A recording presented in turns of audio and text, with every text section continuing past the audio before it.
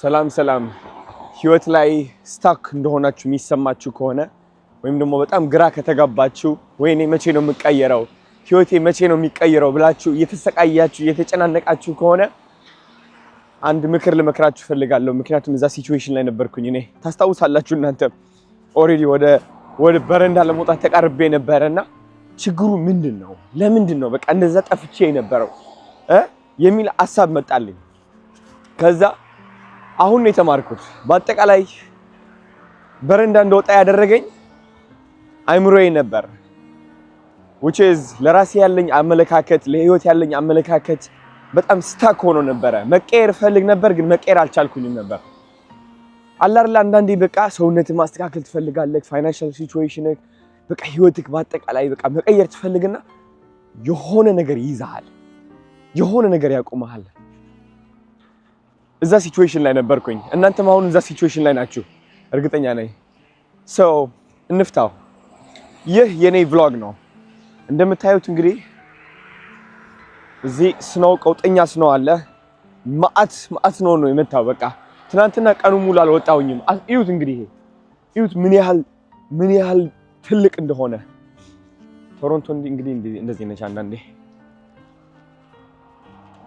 so የዚህ ቪዲዮ አላማ ምንድነው እናንተን ማስተማር ነው ዝም ብዬ እዚህ መጥቼ እናንተን የሀገር ላሳያችሁ እንደዚህ ያልኩኝ vlog ላደርግ አይደለም ለመምከር ነው የመጣሁት ወደዚህ ቁጭ ብዬ መምከር ሰለቸኝና ወክ ያረኩኝ ምናምን በስነ ስርዓት ህይወታችንን እንድንቀይር ማለት ነው እሺ አሁን ወደ ፋሴትስ የሚባል ካፌ አለ ዳውንታውን ማለት ነው ወደዛ እየሄድኩኝ ነው በጣም ደስ የሚል ካፌ ነው የጓደኛችን ካፌ ነውና እኔ ስፖርት ከምሰራበት ቦታ ኤግዛክትሊ ላይክ ፊት ለፊት ነች ሳሳያችሁ ማርያም ትደነግጣላችሁ እዛ ሄጄ ቁጭ ብዬ ነው የምሰራው ደስ ብሎኝ ለመደሰት ገንዘብ እንደማያስፈልገኝ ያወኩት ካፌ ገብቼ መስራት ስጀምር ነው እኔ ማርያምን I'm just like I'm there with my computer you know ኮምፒውተሬን ይዤ ምናምን so አሁን ትሬን ስቴሽን ውስጥ ልገባ ነው እንደምታዩት ይሄኛው ትሬን ስቴሽኑ ነው ታቆታላችሁ ያስባለሁኝ ንግባና ከዛ በኋላ እያወራን እንሄዳለን alright አሁን ወደ ትሬኑ ገብቻለሁ እና ምክሬን ልቀጥል ፈልጋለሁ so አብዛኞቻችሁ ማለት ነው ተመሳሳይ ህይወት ላይ ስታክ የሆናችሁት ምክንያት is because I hope ይሰማል ነገር ተመሳሳይ ህይወት ላይ ስታክ የሆናችሁት ምክንያት ማለት ነው አንድ አይነት አስተሳሰብ ስላላችሁ ነው ገባችሁ ብዙዎቻችን ማለት ነው ለራሳችን ያለን አመለካከት እኛን የሚጎዳ ይሆናል ከልጅነታችን ጀምሮ እየተተረበን እየተሰደበን ወይም ደግሞ ሰው እየናቀን ሪጀክት እየተደረገን ድህነት ብቻ መፍትሄያችን በቃ ላይ ከድህነት ውጪ ሌላ ህይወት ሊኖር እንደማይችል አምነን ስናልቅ አይምሮአችን ለመቀየር ይከብደናል ብዙዎቻችን ደግሞ ለመቀየር ስንሞክር አይምሮአችን ወደ ጭንቀት ወስዶ ከዛ በኋላ ወደ ነበርንበት አዘቅት የሚያስገባን ምክንያት ይህ ነው is because ያመነው ነገር አለ እኔም እሱ ነው የተማርኩት ራሴን ለመቀየር የምሞክርባቸው የነበሩት ቀናት ማለት ነው በጣም እጨናነቅ ነበር በቃ ምንም ያስጠላኝ ነበር ገባችሁ አሁን ጤነኛ ሆኜ ሰውነቴን አስተካክዬ ምናምን ስለምታይ ነው እንጂ ከዛ በፊት ማለት ነው ወፍራም ይያለሁኝ ቀጭን ለመሆን ስሞክር ሁሌም ተስፋ ቆርጥ ነበር አዲስ ግሮሰሪ ሄጄ ማለት ነው ጤናማ የሆኑ ምግቦች እገዛና ከዛ በኋላ ምን ሆናለሁ ቤት ከመመለሴ በፊት በርገርም ተሸክሜ እሄዳለሁ በዛው ማለት ነው በርገርም ተሸክሜ እሄዳለሁ አስቡት እንግዲህ ምክንያቱም አይምሮአችሁ የሆነ ያመነው ነገር አለ ከናንተ ተቃራኒ እያደረገ ነው ከምትፈልጉት ማለት ነው ለዛም ነው ስታክ እንደሆናችሁ የሚሰማችሁ alright ገብቻለሁ ወደ ካፌው እንዴት አባቱ እንደሚያምር ላሳያችሁ ተመልከቱ ይሄኛው ደስ የሚል ካፌው ተመልከታም just like everything design ምናምን የጓደኛዬ ካፌ ነው ይሄ እና አሁን እስቲ ላፕቶፔን ላውጣት ከዛ ቁጭ ብለን እየሰራን ማወራችሁ ነገር አለ እያወራን እንቀጥላለን ማለት ነው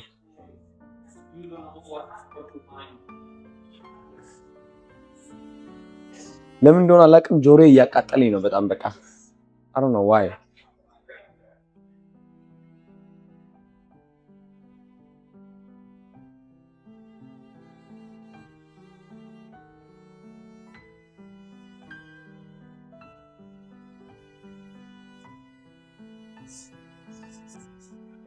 ወይ ዘፈኑ ግን እንትን እንዳይሉ ኮፒራይት ያደርጉብኛል ዩቲዩብ who cares ቢጠፋም I don't care to be honest ምንም ማድረግ አይቻልም።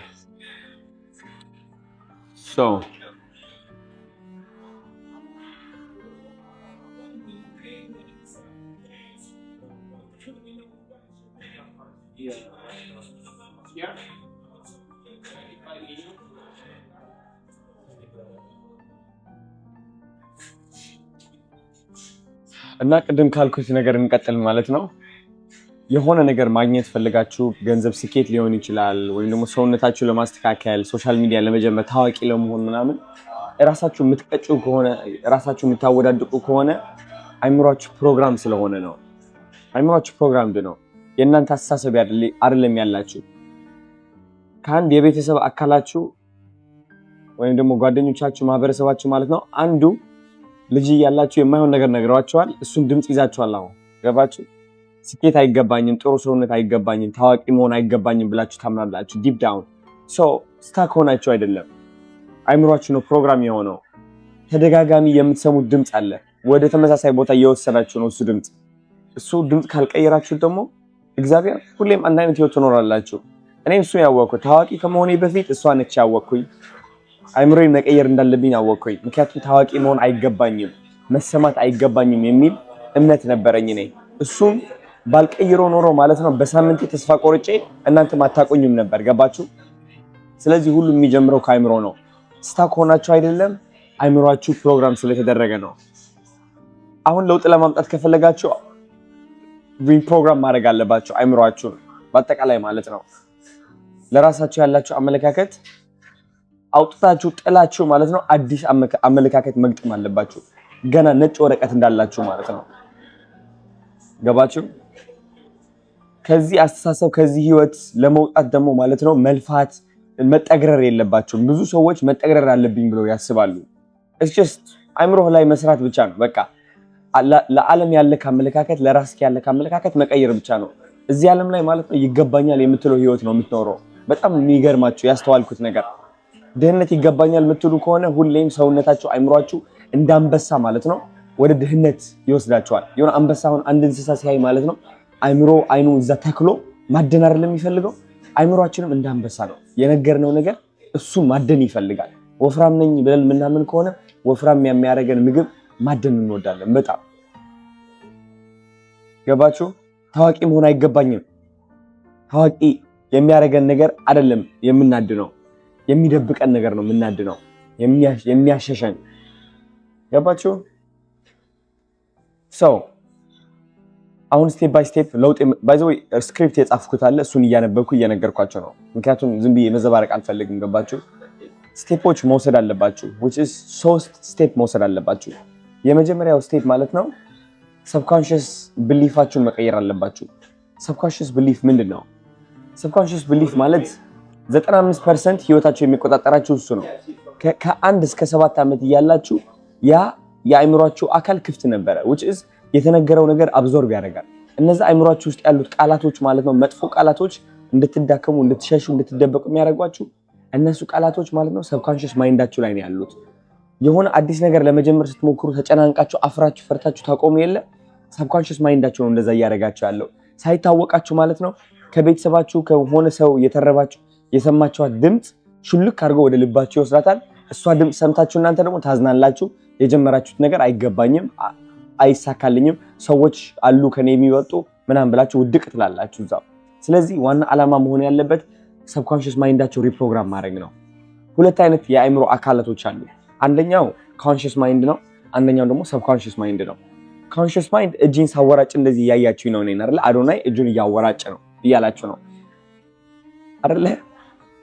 ሁለተኛው ደግሞ ማለት ነው የቪዲዮ ስትዘጉት የምትፈልጉት ነገር ወይም ደግሞ ወደ ስኬት የሚወስዳችሁ ነገር አርጉ ስላችሁ ያ ነገር ለማድረግ ፈልጋችሁ ግን የሚያቆማችሁ ካለ እሱ ሰብኮንሺየስ ማይንዳችሁ ነው።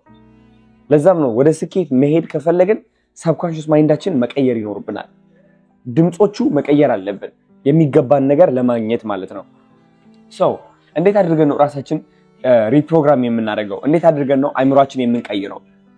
ሜዲቴሽን ውስጥ መግባት አለብን። ሜዲቴት ማድረግ አለብን። ሜዲቴት ማለት ማሰላሰል ማለት ነው። አይናችን ጨፍነን ለ10 ደቂቃ 20 ደቂቃ 30 ደቂቃ እኔማ በየቀኑ 2 ሰዓት እንደው ሜዲቴት አደርግ ነበር አይምሮዬን ለመቀየር። ገባችሁ? ሜዲቴት ስናደርግ ማለት ነው አይምሯችን ይከፈታል። ያ 95% ተኝቶ የሚውለው ይከፈታል። ምክንያቱም ብዙዎቻችሁ ማለት ነው አሁን እያያችሁኝ ነው፣ እኔ አይምሯችሁ አልተከፈተም ያለው የተናገርኩት ነገር በዚህ ገብቶ በዚህ መውጣትም ይችላል። ገባችሁ? ግን እንድታስታውሱ እያደረግኳችሁ ነው። ሜዲቴሽን ላይ ስትሆኑ ግን ይህ እጄን እያወራጨው እየተመለከተኝ ያለው አይምሮ አይደለም እናንተን እንትን የሚያደርግ የምትነግሩት። ያ ተኝቶ ያለው አይምሯችሁን ነው የምትነግሩት። ያ አይምሯችሁ አንዴ ቃላት ከተቀበለ ደግሞ አይለቅም።